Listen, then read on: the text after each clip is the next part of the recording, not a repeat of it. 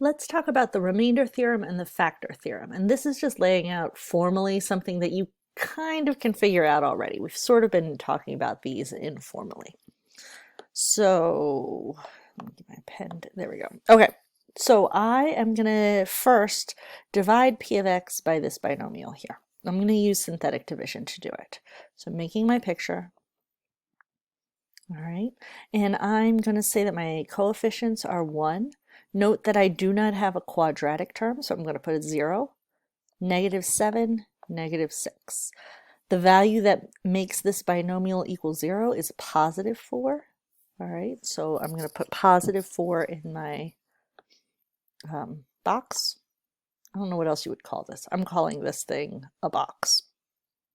And then I am going to drop down my first coefficient, multiply and add. So 4, when I add 0 and 4, I get 4. 4 times 4 is 16. 16 minus 7 is 9. 4 times 9 is 36. 36 plus -6 is 30. All right, so we can write this, the quotient, as x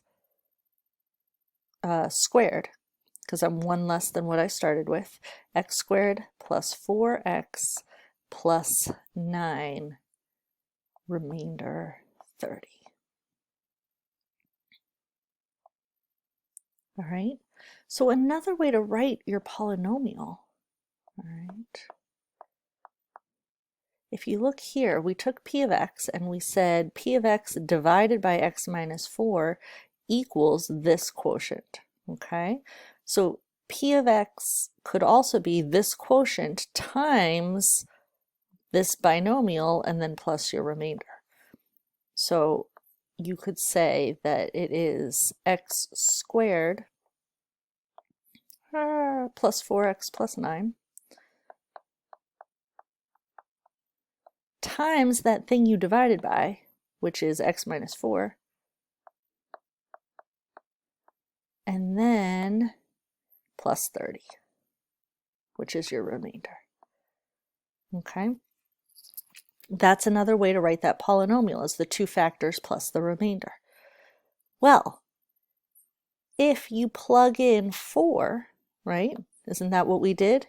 If I put a 4 there, this is the same as saying p of 4. If you plug in 4, p of 4 this way, do you see how that the 4 is going to go in here, and this whole thing will end up being 0. So p of 4 is going to be 0 plus your remainder, plus that 30. So p of 4 is going to be 30. So this is just a way of showing you that the remainder of your division problem ends up being the same as the output at this input, all right?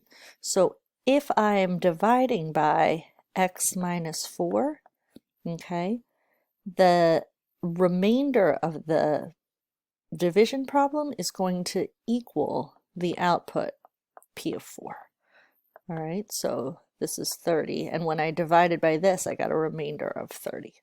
Those numbers will always be the same. Okay, and the formal way of writing that is if we take a polynomial f of x and we divide it by x minus c, whatever we get for the remainder, whatever number we get, all right, is going to be the same as f of c. So if this is my remainder, f of c is going to equal r. That's the remainder theorem. Now the factor theorem is just a special case of the remainder theorem, and it says that if my input is 0, all right, then the factor that goes with that input, so if I'm inputting a, then x minus a has to be a factor.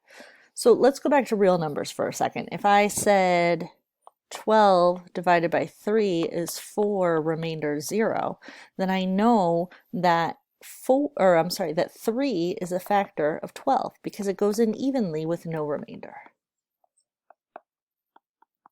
Okay, so if I'm dividing by x minus a and I get a remainder of 0, then x minus a has to be a factor. And if x minus a is a factor, then f of a has to be 0. All right. let's look at that in an example. So if I have p of x here, and I want to divide by x plus 4, first I'm going to make my picture. I'm going to list out my coefficients, 5, 16, negative 15, 8, and 16. And into the box goes negative 4. I forgot my line. There it is.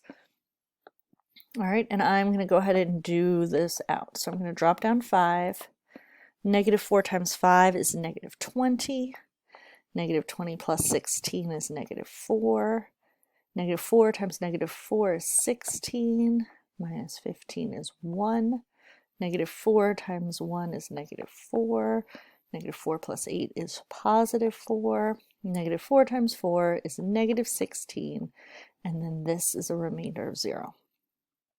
Okay, so this tells me two things.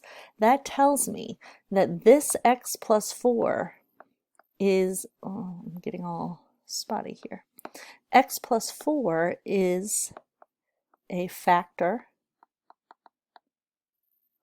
of p of x, all right, because it gets divided in evenly with a remainder of 0.